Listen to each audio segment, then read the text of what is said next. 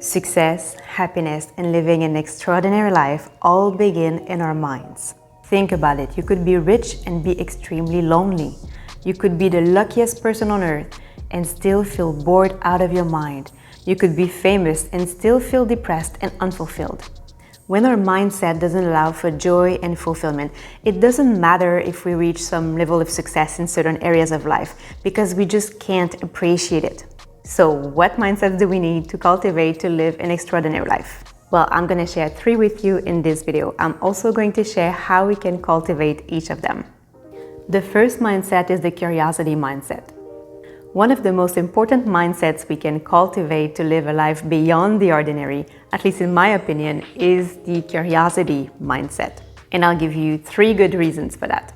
The first reason is quite obvious. Curiosity makes life richer, more colorful, more exciting.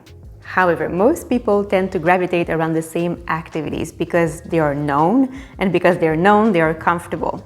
Perhaps they always eat at the same restaurants, or do the same workout routine, or maybe take the same route to work. And maybe it is comfortable to always do the same things, but over time, life can become sort of bland and uninspiring. On the other hand, people who are genuinely curious tend to seek a variety of experiences. They are more adventurous. For example, they may enjoy different types of cuisine or learning about different cultures, and they're also willing to experiment more. Curious people also tend to be avid learners. So not only is their life more interesting, but they themselves tend to be more interesting people too.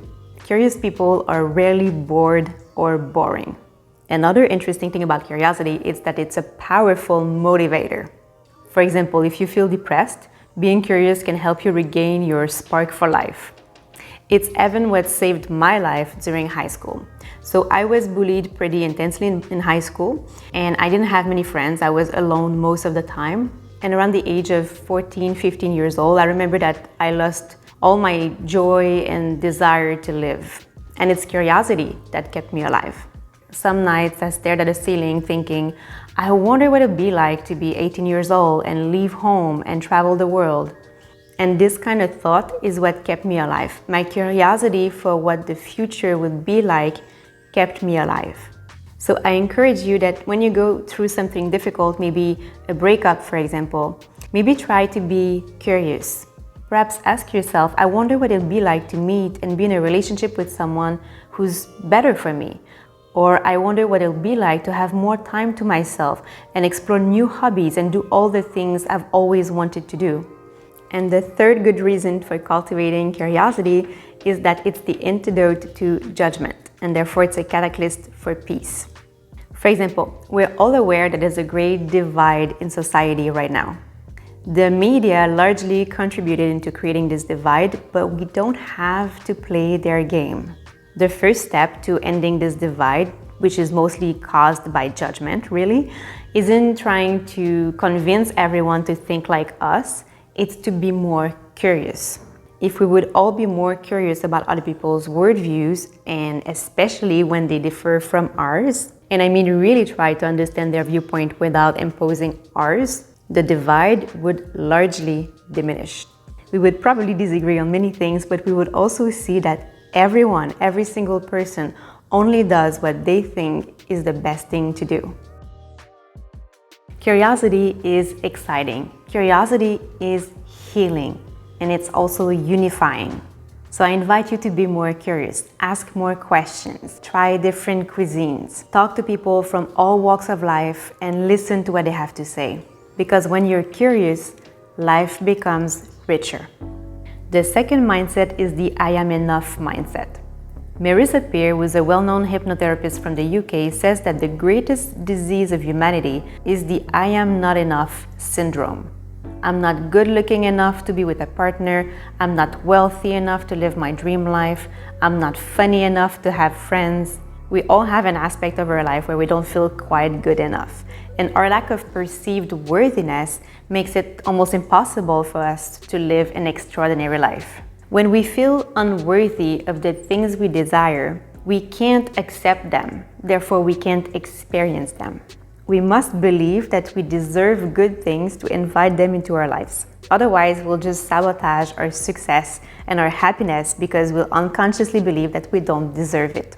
To cultivate the I am enough mindset, we can cultivate self-love. And to cultivate self-love, perhaps one of the most practical ways I know is to practice self-care.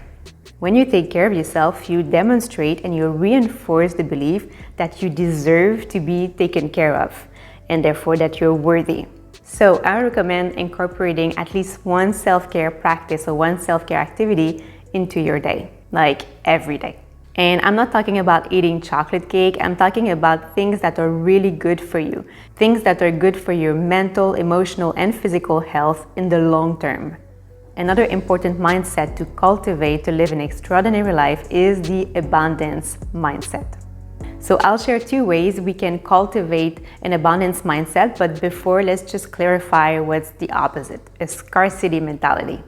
So having a scarcity mentality means believing that resources, wealth, successes, opportunities are limited, therefore we must compete for them. It can show up in envying the happiness and success of other people, as if it meant that their success could prevent our own. It can show up in wanting to have all the credits in a teamwork. And of course, it can also show up in the inability to share what you have. The irony is that when we hold on to things out of fear of losing them, we sort of close ourselves off to the richness of life. It's when we feel abundant that life becomes richer. Not just rich of things, but also of love, of joy, of opportunities. There are 2 main ways you can cultivate an abundance mindset. The first way is to simply share what you have. In the channel text, A Year of Forgiveness, it's written, to give is to receive is to give. They are the same. When you share what you have, you demonstrate your belief that you are abundant.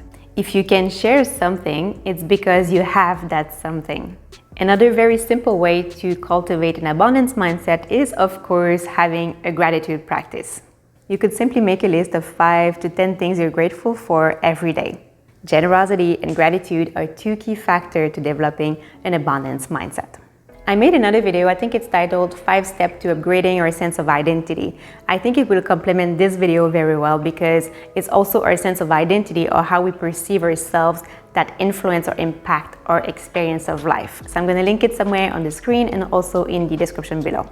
And that's it from me, guys. Thank you so much for being here. Thank you so much for watching until the end. I truly appreciate it. I really hope you got something from this video. Don't hesitate to share your thoughts in the comments. And that's it. I wish you a beautiful day and I'll see you next week.